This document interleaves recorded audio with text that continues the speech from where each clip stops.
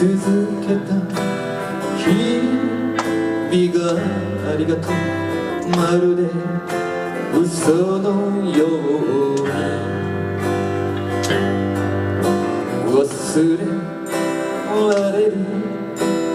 時が来るまで心を閉じたまま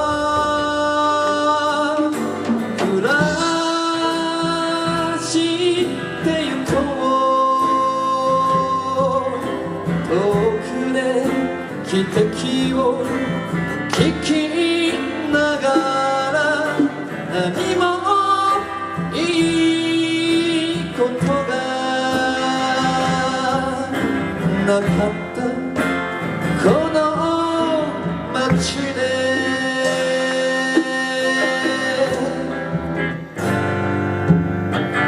俺を見捨てた人を恨んで生きるより幼い心に秘めた虚しい涙の捨て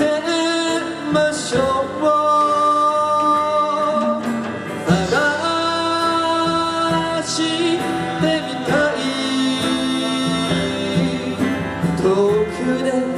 汽笛を聞きながら何もいいことがなかったこの街で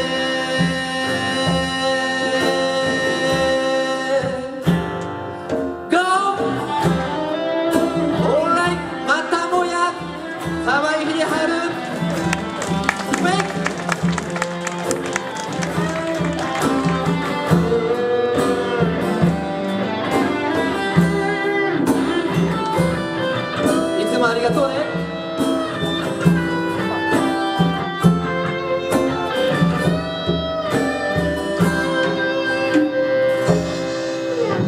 せめて一夜の夢と泣いて泣き明かして自分の言葉嘘をつくまい人を裏切るまい行くの生きてゆきたい遠